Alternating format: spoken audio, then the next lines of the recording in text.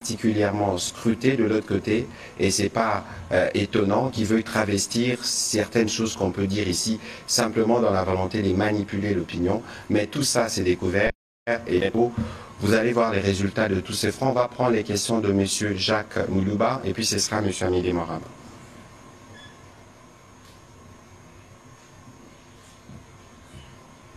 Merci beaucoup.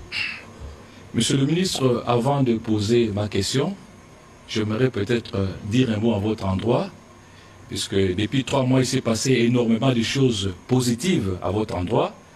Vous avez gagné les législatives nationales, provinciales, vous avez été reconduit au gouvernement. Je crois que si je peux m'auto-proclamer le porte-parole des confrères pour vous féliciter, puisque personne ne l'a fait, et puis tout ce temps, en tout cas, le nouveau narratif a payé et je crois que nous allons cheminer dans cette logique. Merci. Alors la question est adressée à Madame la ministre d'État.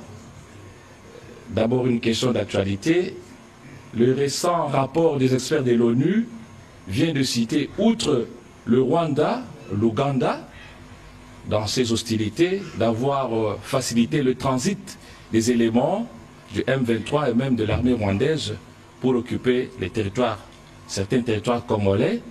Alors, en tant que ministre des Affaires étrangères, quelle est votre interprétation? Est-ce que nous allons commencer à voir autrement, penser autrement nos relations diplomatiques avec l'Ouganda par rapport à cette question? Ça, c'est la première. Et la deuxième, elle est toute petite. On a parlé de la trêve ici, décrétée par les États-Unis, vous avez répondu, mais moi, je reviens avec une petite précision. En diplomatie, vous êtes une rodée dans la matière.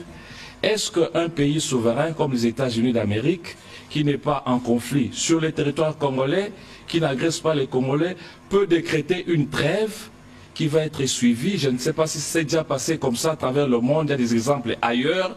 Est-ce que ce n'est pas quelque part minimiser la souveraineté de la RDC? Merci. Oh là là, vous allez très loin. Madame la ministre d'État. Je vais commencer avec la dernière question. Je pense que nous devons contextualiser l'initiative des États-Unis d'Amérique de proposer une trêve dans le cadre des bons offices. Et les bons offices en diplomatie, tout le monde peut en faire usage. Je pense que les États-Unis d'Amérique en ont fait usage parce qu'ils ont un accès facile à la République démocratique du Congo et le Rwanda, et se proposent justement pour faciliter une trêve. Une trêve, encore une fois, humanitaire, qui pour nous est importante parce qu'elle offre un répit à nos populations. Donc je ne le prendrai pas dans un terme, dans des termes aussi, dans des propos aussi forts que les vôtres, mais je les salue plutôt comme un effort de bons offices d'un État membre et surtout un État permanent, membre permanent du Conseil de sécurité, qui veut contribuer à travers cette trêve à aussi une désescalade d'une situation qui quand même très rapidement et très souvent a pris des envergures extrêmement inquiétantes. Est-ce que cela suffit? Je pense que nous pourrons avoir une conversation là-dessus aussi. Nous attendons plus des États-Unis d'Amérique. Les bons offices sont très importants, justement pour faciliter ou pour proposer des mesures telles que des trêves à laquelle nous avons adhéré, mais il y a aussi d'autres leviers que nous attendons que les États-Unis d'Amérique activent pour créer des conditions propices à un dialogue plus sincère. Et là, il y a tout un arsenal d'options. Il y a des sanctions, il y a des sanctions politiques, des sanctions ciblées, des sanctions économiques. Il y a aussi des prises de parole plus robustes. Et nous comptons sur les États-Unis d'Amérique de faire plus d'usage de leurs bons offices, justement, pour puiser un peu plus dans leur arsenal d'outils qui pourraient conduire à une situation plus propice à une résolution durable du conflit. Vous avez aussi évoqué le rapport du groupe des experts qui vient de sortir et qui évoque une possible présence et aussi collusion entre des éléments des UPDF et des M23 et des RDF. Je voudrais quand même rappeler le cadre global dans lequel tout cela se passe. Nous menons depuis déjà plus d'une année, en tout cas l'opération Shuja dans le Grand Nord du Congo, ensemble du Grand Nord du Kivu, avec les forces armées ougandaises, les UPDF. Donc nous collaborons sur beaucoup de sujets, nous collaborons aussi dans les questions d'infrastructure dans la zone de Beni, de Kasindi, mais évidemment nous sommes préoccupés par ce rapport, nous sommes aussi préoccupés par des sources de nos propres services qui indiquent aussi des tendances similaires. Je pense que dans le cadre de nos liens qui existent entre la République démocratique du Congo et l'Ouganda, les liens bilatéraux assez solides que nous allons soulever la question à travers le canal diplomatique évidemment, qui est le mien, mais aussi à travers d'autres canaux, comme par exemple au niveau de la défense, étant donné qu'à travers l'opération Shuja, nous avons quand même aussi des forats d'interaction et d'échanges assez fréquents et assez périodiques entre les FRDC et les UPDF. Donc soyez rassurés que cette question ne nous échappe pas, nous en sommes conscients et nous sommes consternés aussi par ces rapports et nous allons évidemment nous saisir cette question. Voilà, un petit commentaire sur la trêve. Les Américains ont proposé, la RDC a accepté, et de l'autre côté, ils ont accepté. Ce n'est pas eux-mêmes qui ont décidé, bon, on vient imposer la trêve, et comme la Mineta l'a dit, nous attendons plus. Parce que nous vivons tous comme dans une forme de contraste. Tout le monde s'est plaint de la gravité de la situation humanitaire. Toutes les agences de grandes nations occidentales veulent se bousculer pour venir voir comment on est. Mais nous pensons et nous sommes convaincus que la solution durable pour, par exemple, nos populations déplacées, c'est les retours dans leur milieu d'origine. Et pour qu'ils retournent dans leur milieu d'origine, il nous faut la paix. Et sur la paix, il y a beaucoup à faire et nous savons que les Américains savent ce qu'il faut faire. Nous allons continuer, comme la Mineta l'a dit, à faire pression pour obtenir ce qui est de droit pour nous et pour nos populations, le respect de notre souveraineté et la possibilité pour nos populations de se mouvoir librement et pacifiquement dans leur propre pays. On va prendre les questions de M. Amédée Moirabo.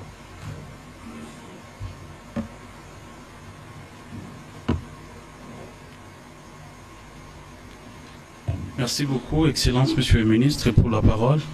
Amédée Moirabo pour Desk Echo. Excellence, on assiste à une vague de sanctions au niveau international contre les Rwandais. Il y a l'Union européenne qui a suspendu son aide de 20 millions d'euros, son aide militaire de 20 millions d'euros. Je ne cite pas ici toutes ces initiatives de médias pour fragiliser davantage les régimes de Kagame. Alors, la RDC réclame un dialogue direct avec Kagame. Est-ce que pensez-vous que le timing est le bon en ce moment où la communauté internationale prend de plus en plus conscience de cette agression rwandaise? Est-ce que vous ne trouvez pas que les dialogues directs entre les deux chefs d'État de la RDC et du Rwanda pourraient donner de béquilles à Paul Kagame? Amédée, je n'ai pas envie de vous laisser terminer votre question parce qu'il n'est pas question de dialogue avec le Rwanda. La Mineta l'a dit tout à l'heure, elle va être précise. encore à ces propos pour éviter justement ce travail des manipulations, vous-même vous l'avez évoqué, qui est fait quotidiennement par le Rwanda, puisse enraciner dans la tête de nos compatriotes que nous voulons dialoguer. Non, nous voulons la paix, et le cadre qui a été fixé pour qu'on ramène la paix, c'est la feuille de route du Rwanda. Terminez votre question. Oui, voilà. Je peux enchaîner avec une sous-question sur les sanctions. Excellence, on avait commencé avec des sanctions contre les Rwandais, avec la suspension notamment des activités des Rwandeurs, de la collaboration avec le Rwanda à ses conseils Sakima. Pourquoi la RDC ne continue pas avec des sanctions économiques contre les Rwandais? Une sanction, par exemple, qui irait dans le sens d'interdire toute transaction entre les entreprises rwandaises et la RDC et les Congolais. Est-ce qu'une telle sanction, pour vous, ne pourrait pas produire des effets, madame? Merci beaucoup. Alors, je reviens brièvement sur le point du dialogue. Je pense que le collègue, le ministre de la Communication a été très clair. Encore une fois, nous restons fermes sur notre position. Toute discussion aura lieu dans le cadre et dans le contexte du processus de Luanda. Nous ne voulons pas être distraits et nous allons continuer sur cette ligne. Vous avez évoqué les sanctions. Je pense que les sanctions sont un outil très utile, mais nous devons faire preuve aussi de créativité quand nous pensons à des sanctions. Les sanctions dont vous parlez sont des sanctions surtout de nature économique. Et c'est peut-être une question aussi qui est plus indiquée pour mes autres collègues qui vont certainement aussi faire leur passage ici. Nous avons parlé de plusieurs fronts, et aussi du front économique. Votre suggestion, personnellement, je pense qu'elle peut avoir une portée et un impact, mais nous devons réfléchir aussi sur cet impact. Quand nous pensons à des sanctions économiques de cette envergure, qui sont les gens qui seront les plus affectés? Surtout dans certaines parties du pays où nous avons quand même une forte communication et peut-être dépendance, si on veut le dire comme ça, mais une forte communication entre les communautés, que ce soit les communautés congolaises ou les communautés rwandaises. Le chef de l'État le rappelle toujours, et je pense que nous devons nous accrocher aussi à ce message. Il ne s'agit pas d'un conflit entre le peuple congolais et le peuple rwandais.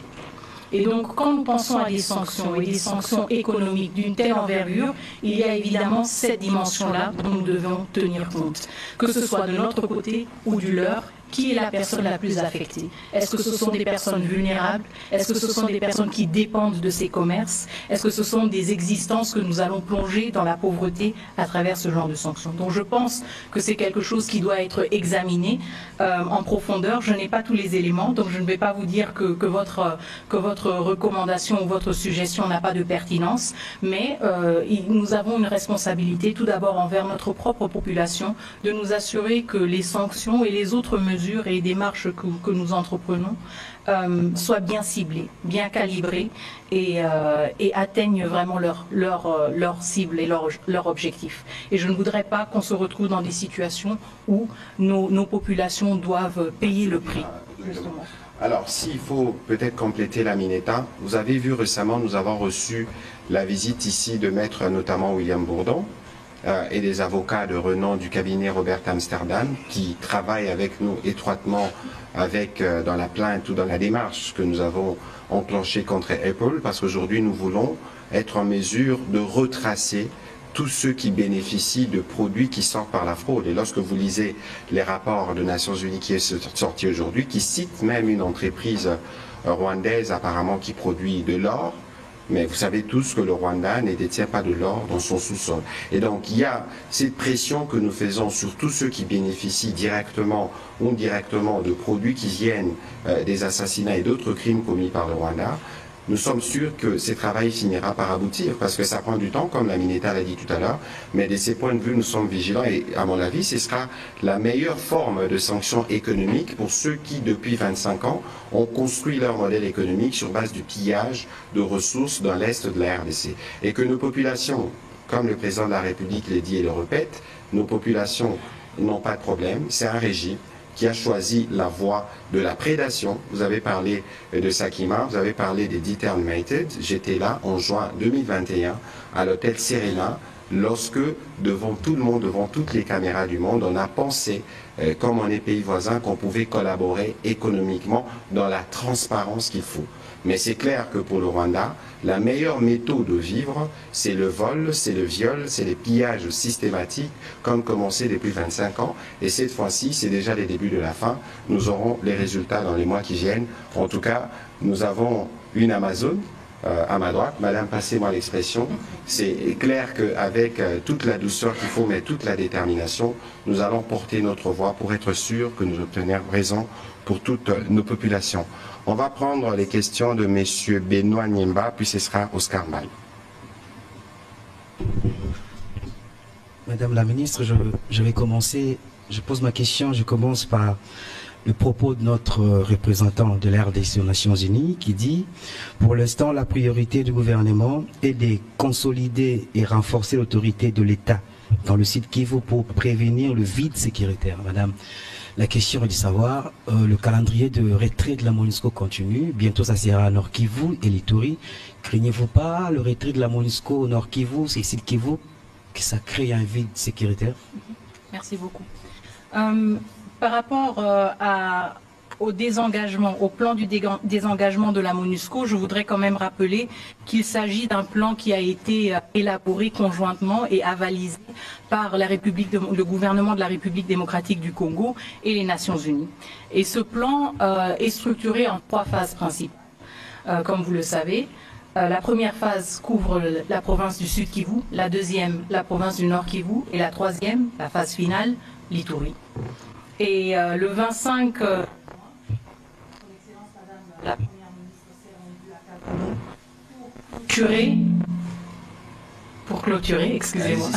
pour clôturer le processus de remise et reprise, si vous voulez, et du départ de la MONUSCO de la province du Sud Kivu. C'est un processus qui était, je pense, riche en expérience, en apprentissage, en particulier à cause parfois une certaine utilité sécuritaire. Je pense que c'était aussi l'occasion saisie par le gouvernement pour montrer qu'on reste aux côtés des populations du Sud Kivu et que le départ de la MONUSCO ne devrait pas être une source d'inquiétude. Donc ce processus-là étant achevé, évidemment, le regard se tourne vers les 2 autres phases, le Nord Kivu et l'Ituri. Par rapport au Nord Kivu, évidemment, vous connaissez la situation qui prévaut. Ce qui est très important, c'est que nous ne voulons pas précipiter une situation dans laquelle, justement, la vulnérabilité et la volatilité du contexte sécuritaire pourraient être exploitées davantage.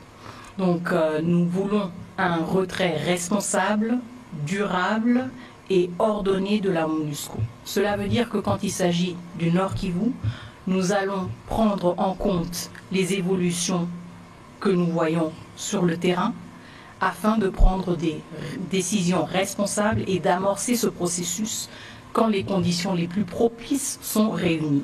Encore une fois, capitaliser aussi sur ce que nous avons appris au Sud Kivu pour nous rassurer que nous n'allons peut-être pas, que nous allons, être encore avoir plus de succès plus rapidement en capitalisant sur ces apprentissages du Sud Kivu.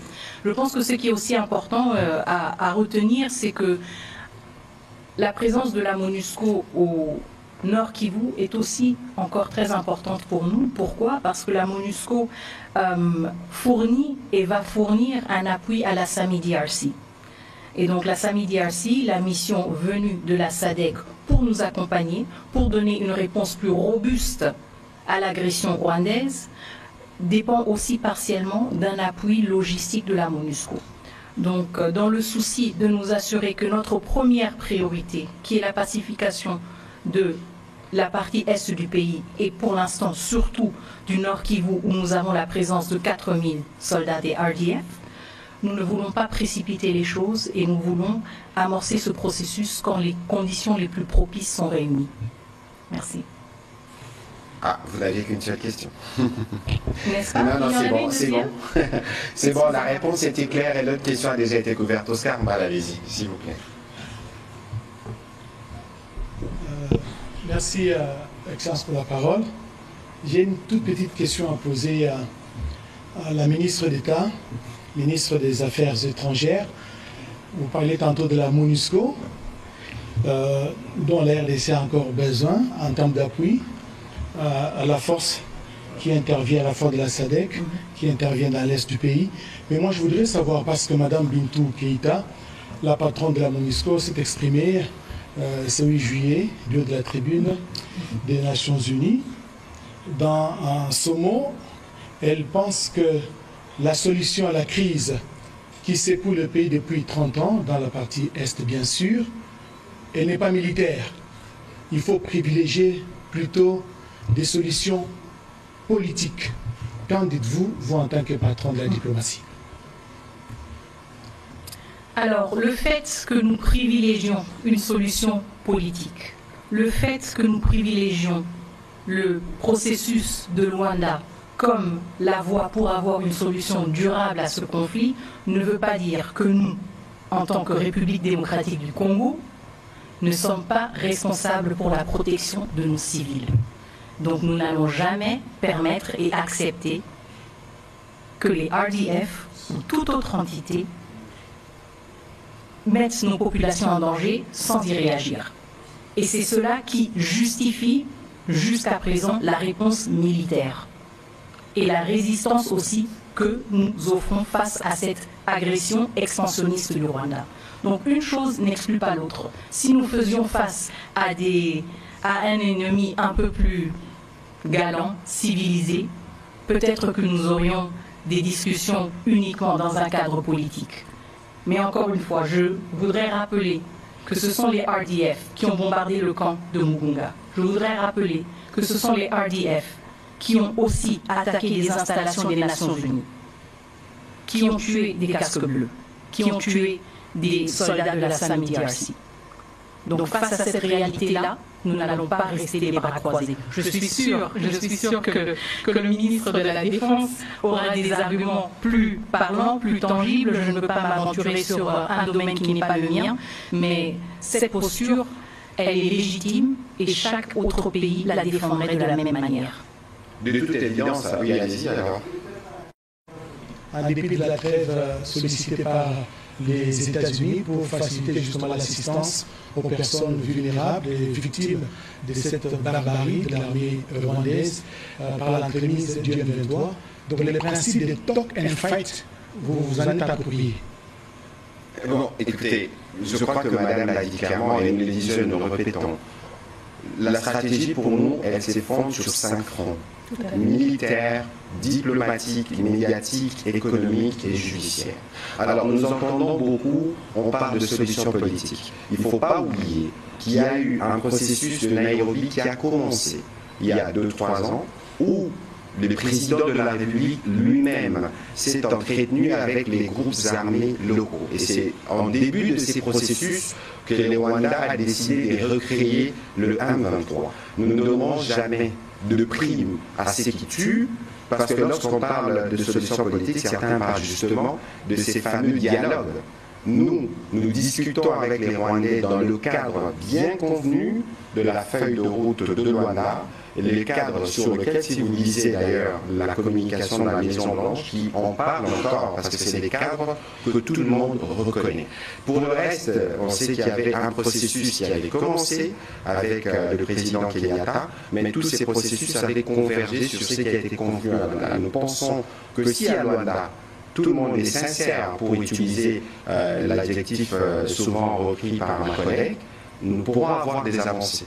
Et qu'il faut exclure toute idée d'ailleurs de négociation, de dialogue ou de discussion avec des supplétifs. Le mal, c'est le Rwanda, le mal, c'est Paul Kagame, et tout le monde sait que le mal, et c'est le mal qu'il faut traiter. Voilà. On va prendre les dernières questions. On a parlé de Madame Pascaline Le Festivi. Madame Ekambo, vous avez une question? Je vous en prie, allez-y. Nous avons le privilège d'avoir une dame en face, c'est mieux aussi d'avoir des questions qui viennent des dames, qui sont sûrement les plus difficiles. Je reviens déjà à Madame Mineta. Merci, Excellence. Maintenant, il y a mon confrère qui a félicité le ministre de la Communication. Moi, je m'en fais féliciter la Mineta parce que vous êtes la troisième femme à la tête de la diplomatie congolaise depuis l'accession de notre pays à l'indépendance, avec Madame Nikila, Madame Thérèse Nzeza et vous aujourd'hui. Et sur votre table, vous allez trouver le dossier de l'immortalisation de ces femmes qui étaient à la tête de la diplomatie, et je pense que vous allez pouvoir le mettre en pratique et que vous-même aussi vous devenez la troisième personne. Je pense que vous ne manquerez pas à le faire. Alors ma question, c'est sur cette diplomatie dont vous parlez. La diplomatie, moi je vais quitter un peu le terrain de la guerre pour parler de la conférence internationale qui s'est déroulée, la conférence internationale sur la forestation et le reboisement qui s'est passée à Brazzaville, ici à côté, du 2 au 5 juillet. Mais je remarque qu'il y a eu aussi à côté, pendant cette conférence, première conférence internationale, il y a eu le sommet de chefs d'État. Il y a eu 5 chefs d'État, le Gabon, le Centrafrique, l'Éthiopie, le Ghana, et le Congo-Brazza, mais on n'a pas vu la présence, on n'a pas senti la présence de la RDC. Est-ce que c'est un signe d'un refroidissement de relations entre les deux pays ou je ne sais pas, vous pouvez nous en parler un peu. C'est là vraiment ma question clé. Très bien. Merci beaucoup. En tout cas, je peux vous garantir que la RDC a été vue, sentie et entendue, étant donné que c'était la Mineta son Excellence Madame Eva Zaïba qui a représenté la République démocratique du Congo. Je pense que je ne peux pas me plonger dans des spéculations. C'est une question très importante pour le chef de l'État. Nous parlons souvent de la République démocratique du Congo comme le pays solution, et ce n'est pas juste un slogan, c'est quelque chose auquel le chef de l'État tient beaucoup, et la RDC a été valablement, je n'en ai aucun doute, représentée par son Excellence Madame Eva Zaïba. La présence ou l'absence du chef de l'État, je ne voudrais pas spéculer là-dessus. Je pense que l'engagement politique de la République démocratique du Congo, le positionnement ferme de la République démocratique du Congo sur toutes les questions liées à l'environnement, l'écologie, le changement climatique, mais aussi la transition énergétique, ce sont des sujets qui sont les nôtres et que nous nous sommes appropriés depuis bien long, et nous restons sur cette lancée-là. Et qui font régulièrement partie des échanges entre le président Sassou et les présidents Tshisekedi. Donc il faut regarder la sensibilité de la situation dans le pays. Peut-être que c'est cela qui a fait que le président, mais la RDC était valablement bien représentée. Je vais rajouter pour parler un peu du désengagement de la MONUSCO. Aujourd'hui, nous nous disons que nous ne sommes... On a parlé d'un désengagement qui doit être responsable et qui prend aussi le temps que ça doit prendre pour que nous puissions, nous suffire à nous-mêmes. Et aujourd'hui, on voit la présence des États-Unis. Est-ce on laisse les Nations Unies pour prendre les États-Unis qui vient maintenant nous épauler? Nous pouvons nous dire que ce sont les États-Unis aujourd'hui qui prennent la place des Nations Unies. Alors je pense que, encore une fois, on doit peut-être faire une distinction claire des rôles, attributions et responsabilités des uns et des autres. Et je pense que ça nous aiderait aussi à ne pas penser que les uns ou les autres sont là pour se remplacer mutuellement. La MONUSCO a un mandat très clair, un mandat donné par le Conseil de sécurité, une instance dans laquelle les États-Unis d'Amérique sont un membre permanent. Donc je ne pense pas que nous observons une substitution, si vous voulez, de la MONUSCO par les États-Unis d'Amérique. Encore une fois, la trêve proposée par les États-Unis d'Amérique et à laquelle la République démocratique du Congo a adhéré est une mesure ou un effort de bons offices pour réduire les tensions et pour créer un espace et un répit humanitaire. Je ne pense pas que nous pouvons aller si loin de dire que la MONUSCO sera remplacée par les États-Unis d'Amérique. Je pense que nous voyons une mobilisation de plusieurs acteurs et ce, à travers différentes structures, à travers différentes démarches. Les États-Unis sont aussi actifs au niveau du Conseil de sécurité, mais ils l'ont été aussi à travers cette trêve en faisant usage de leurs bons offices. C'est comme ça que je répartirai les choses. Merci, voilà. madame. Et sur les désengagements de la MONUSCO, il faut dire qu'à Bukavu, on y a envoyé plus de 350 policiers parce qu'il s'agit pour la République démocratique du Congo de reprendre son rôle régalien, y compris en tout cas ce qui concerne la protection du civil. Madame Pascaline, allez-y. On prendra pour terminer Christian Okende et Mbelechi. Avancez déjà s'il vous plaît, ce seront les deux dernières questions. Bonsoir Madame la Ministre. Moi, juste une petite question pour Madame la Ministre.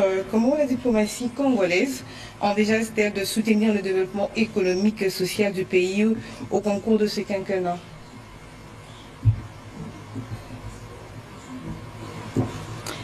Merci beaucoup. Comme je le disais, nous voulons plus de diplomatie. Ça veut dire que nous voulons aussi élargir l'éventail de ce que nous faisons en diplomatie en tant que diplomate. Cela veut dire aussi faciliter les échanges, les prises de contact entre les différents pays, avoir des nouveaux partenaires et à travers cela, justement, avoir plus de développement économique, plus de développement social. Concrètement, il s'agit de grandes commissions mixtes que nous organisons par exemple dans un format bilatéral. Nous voulons renforcer ce mécanisme qui existe déjà et dont nous disposons avec certains pays. Nous voulons redynamiser pour nous assurer que les engagements que nous avons déjà pris avec certains pays portent des fruits. Donc il s'agit d'aller au-delà des engagements, au-delà des accords et accompagner comme nous le pouvons pour avoir une mise en œuvre concrète des engagements pris par exemple dans le contexte de grandes commissions mixtes. Mais cela veut dire aussi que nous voulons être plus courageux, plus osants et plus ouverts à de nouveaux partenariats. Quand nous pensons à un développement économique et social, je pense qu'il y a aussi tout un éventail de nouveaux partenaires que nous pouvons explorer, que nous pouvons rencontrer et intéresser à venir en République démocratique du Congo et aller au-delà de partenariats, si vous voulez, traditionnels. Et il y a justement une panoplie de partenariats et aussi de modalités de coopération que nous pouvons mettre à contribution pour accélérer et pour consolider les acquis déjà faits dans le domaine du développement économique et social et dans l'amélioration aussi des services de base pour les populations congolaises. Merci. Voilà, merci mesdames pour la clarté de la question et la clarté des réponses. Monsieur Okende, allez-y, et puis Monsieur Mbelechi, c'est préparé. Merci pour la parole, Monsieur le ministre. J'ai une question. Et nous avons suivi la victoire du chef du Parti travailliste au Royaume-Uni. Monsieur le ministre, par ricochet, celui-ci a été désigné Premier ministre et qui dénonçait déjà l'accord migratoire entre le Royaume-Uni et le Rwanda. Il jugeait bien sûr exorbitant. Et monsieur le ministre, comment vous avez accueilli au niveau du gouvernement cette décision, puisque le chef de l'État a exprimé déjà sa volonté de renforcer la coopération entre le Royaume-Uni et la RDC. Alors, Madame la ministre, je vous laisse, allez-y. Moi, je n'aurai que 2 phrases. Ok, 2 phrases, très bien. Alors, évidemment, nous suivons l'actualité politique au-delà de la RDC parce que nous sommes un pays qui est en contact avec tous les autres pays du monde. Donc, elle nous concerne parfois un peu plus que d'autres fois. Dans le cas du Royaume-Uni, évidemment, je ne voudrais pas me prononcer sur ce résultat. C'est une décision souveraine du peuple du Royaume-Uni. Nous prenons note cependant des positions déjà prises par le nouveau Premier ministre et nous saluons ces positions-là, en particulier quand nous parlons de l'accord autour des migrants. Je ne voudrais pas m'aventurer à parler de la pertinence ou pas du Rwanda comme pays hôte pour ces migrants qui seraient relocalisés. Je pense qu'il y avait une question bien plus importante et bien plus fondamentale, c'était la question du droit international des réfugiés qui a été érodé à travers cette initiative. Et je pense que c'est un soulagement pour nous tous que cet édifice très important du droit international soit restauré et n'ait pas été ébranlé comme ce projet en avait l'intention. Nous allons évidemment suivre avec grand intérêt comment les choses évoluent au Royaume-Uni. Nous avons des contacts et nous espérons évidemment qu'avec ce changement, nous pourrons les intensifier et pourquoi pas justement accroître notre partenariat et avoir des échanges plus francs, plus sincères et plus respectueux envers les uns et les autres pour justement marcher ensemble et avancer dans une même direction. Voilà, c'était la réponse de la Mineta, ministre des Affaires étrangères, et la réponse du ministre de la Communication. Je veux juste vous lire ce que lui-même, le nouveau Premier ministre britannique, Keir Starmer, a dit à propos. Ce projet était mort et enterré avant même de commencer. Il n'a jamais été dissuasif, je ne suis pas prêt à continuer avec des mesures gadgets. C'est les fameux deals du siècle au nom duquel certains pensaient à tout prix obtenir le parrainage du gouvernement britannique. Eh bien, de ce côté-là aussi, rien ne va. Et si vous regardez bien le contexte international aujourd'hui, il y a beaucoup d'hostilité vis-à-vis du Rwanda. Un sentiment de ras-le-bol pour ces pays agresseurs, pour ces pays, j'allais dire encore, menteur, parce que c'est sur la rhétorique du mensonge que le pays a été construit. Et donc, si vous regardez la série des événements, je commence par la publication, la sortie des enquêtes du consortium des journalistes Forbidden Stories. C'est vous, les journalistes, qui avez démonté cet empire où personne n'a droit à la parole. Et d'ailleurs, il y aura une parodie d'élection dans une semaine où même les candidats de l'opposition ont été choisis par le pouvoir. On peut déjà deviner ce que sera le résultat. Vous avez vu que l'aide militaire de l'Union européenne a été gelée. Vous avez vu l'Amérique pointer du doigt clairement le Rwanda dans ce qui se passe ici. Et tout ça, ne pensez pas que c'est l'effet du hasard. Je crois que c'est le travail que nous avons commencé avec le président de la République et qui sera particulièrement suivi et renforcé par l'action de la nouvelle ministre d'État qui nous permettra, sur le front diplomatique, d'obtenir des résultats. Et on ne s'arrêtera pas là, parce qu'il y a un front judiciaire pour lequel, le moment venu aussi, nous allons exiger des réparations et donc compter sur nous pour utiliser tous les moyens à notre disposition pour mettre fin à ces aventures criminelles dans l'est de notre pays depuis près de 30 ans. On va terminer avec la question de M. Mbelechi. Merci, Monsieur le ministre. On aimerait savoir si l'armée tchadienne va rejoindre les troupes de la SADC. Et puis, à Madame la ministre d'État, ministre des Affaires étrangères, ma question, je la pose en anglais. When will the Rwanda peace processes resume? La même question, vous allez la répondre aussi en français. Quand est-ce que, quand la réussite des pays de Rwanda? Okay. Alors, je ne sais pas si je peux répondre à la question sur l'armée tchadienne. Vous étiez au Tchad avec le président de la République, donc c'est vous qui êtes plus outillé pour y répondre, madame. Bon, le Tchad n'étant pas membre de la SADC, déjà un déploiement militaire de l'armée tchadienne dans le contexte de la SAMI-DRC n'est pas une option. Donc je pense que ça c'est une question assez simple à répondre. Votre deuxième question était par rapport à la reprise des pourparlers à Luanda et vous vouliez que je réponde en anglais. Okay. So, again, the government of the DRC has been very clear on its priority to have a durable political solution to the current conflict. And there is only one framework that we recognize, and it is the Luanda process. I had the privilege to meet my counterpart from Angola, His Excellency Tete Antonio, last week. As you know, Angola has been facilitating the mediation of this in this process, and we have been very clear. We want a durable solution. We want a political solution, and we are ready to resume the talks in Luanda. only in Luanda. What is very important here, nevertheless, is that bearing in mind that the last meeting was held in March 2024, a lot has happened since then. We had the bombing of Mugunga IDP camp. We had the military expansionism of the RDF in North Kivu. And we have had a few haphazard media stunts in the last 48 hours. And all that goes to point to one issue. When we resume the talks in Luanda, we want these talks to be sincere.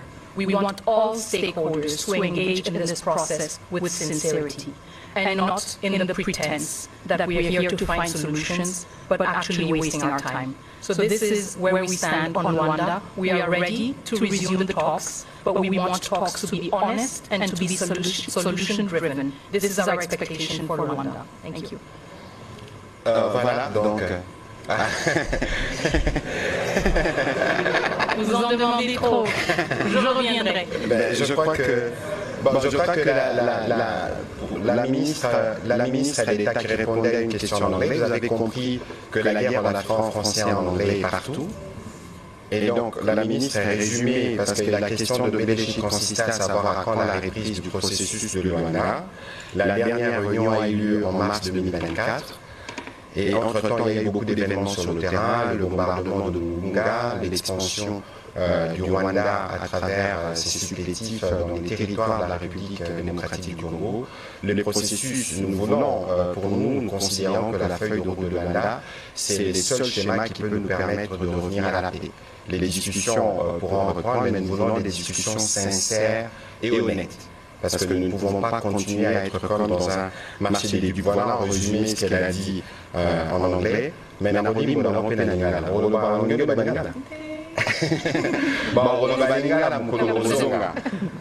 Oyo, Madame ministre d'État lobby ezaboué. Bomonaki ba photo ba wande ba chaki na ba réseaux sociaux lobby. Ezaki o ba benga na lopoto discussion informelle. Parce que ceux qui ont des discussions à Kafu, ils ont des discussions. Et il fallait même pas entre l'écolo, la réunion sous ça, c'est pour ça la réflexion. Car si Bango comme Bayebi qui est déjà mal à l'aise, Batunyo sous Bayebi Moboul na Kobomo Bazosa na STRDC, Bangi Bandeto Banga va sauter premier. Non, bon voilà, Talakutu Bakomode Bango Tozo Solola, Ezaki Kaka RDC na Rwanda. Ezaki ba pays nyonso ya communauté de l'Afrique de l'Est. Kane ba wolisaka ba faire fuiter ba document pour la Luanda tozaka na VPM tundula awa ba wolisaka ko fuiter ba document o tala kutuboye comme bazape na ba moyen ya lokutami yango na lobaka na zo beta sete mingi nyonso oyo bomona kana ba réseaux sociaux eza vérité te. Boye ba ke ba Rwandais basi ba infiltra biso makasi ya atana ba groupe WhatsApp bisika bozali. Ce qui bomoni information moko et tali makambu ya Est, tala RTNC, tala Top Congo, Luka Festivi, Luka Télévision Nationale, Topé Journal moko et ko confirmer makambu bolandi. Parce que bazo ça la manipulation mingi bomoni ba rapport au tiko bimawa, bazana ba computer, ce qui 464, ba groupe WhatsApp Twitter nous c'est comme ba 1000 tous les jours, ba l'extra basangwa lokuta pour ba manipuler mémoire au yabiso. Na ministre d'État bisi kazaliawa azaki kosala liboso na Facebook torotala na ye ndenge nini torobana ko faire bloquer nazolo ba maomba yeba ko bloquer ba compte na bango pe ko dénoncer lokuta na bango. Yango to ba makambu ya front médiatique média zakate biso toyi to lobby ndenge tozolo ba na bino boye média zape bino bosali travail à monitoring pour makambu etali ekolo to ba bendele ko yate. Bino pe boza la responsabilité na bino pour na dénoncer au nyos tout bomoni que les fake news pour yango pe ça ka dégâts yango ne c'est maka peur yango pe c'est maka ko bangisa. Voilà, madame la ministre d'État, on va terminer. Il y a une question de madame Ekamwa relevée tout à l'heure que vous étiez à ces postes, la troisième femme, sûrement la plus jeune, 41 ans. 40, pas 41 ans. Ben voilà.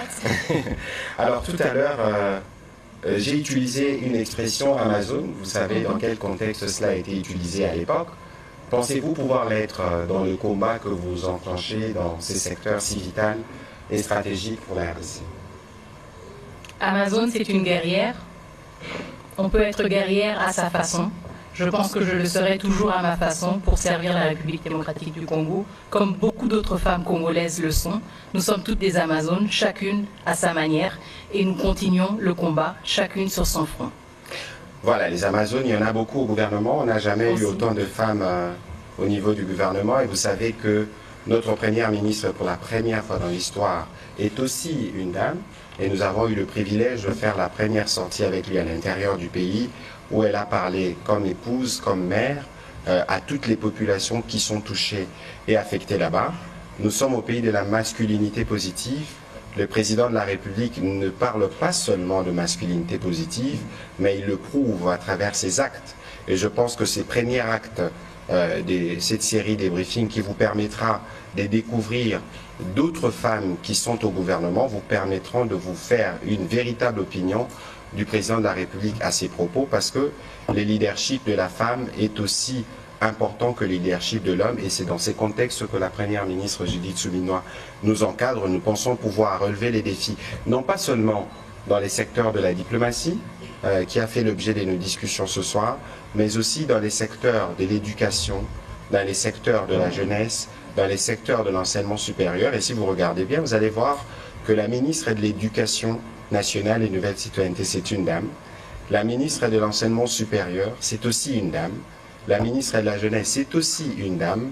Cela veut dire, c'est que ça veut dire pour ceux qui feront un peu plus attention. Et donc nous, dans ce qui nous concerne, nous serons disponibles pour nous assurer que nous communiquons encore plus fort, que notre voix est plus entendue, que nous donnons plus encore de paroles aux Congolais. Madame la ministre d'État, vous inaugurez avec moi ces nouveaux lutrins qui ont été fabriqués avec du bois local, Afromosia, et vous avez au milieu un peu de cuivre qui représente l'une des richesses de la République démocratique du Congo, parce que dans le nouveau narratif, il s'agit aussi de promouvoir les créations et les œuvres des populations congolaises. Et c'est sur cette note qu'on va terminer cet exercice. Un dernier mot, vous l'aviez dit tout à l'heure, Amazon. Merci encore une fois, d'abord, chers collègues, mais aussi merci à la presse. Et je me réjouis déjà de notre prochain échange. Merci beaucoup. Ben voilà, elle est cliente pour le prochain briefing. Nous reviendrons à intervalles réguliers pour nous assurer que nous répondons à notre exigence de redevabilité. Merci beaucoup, Madame.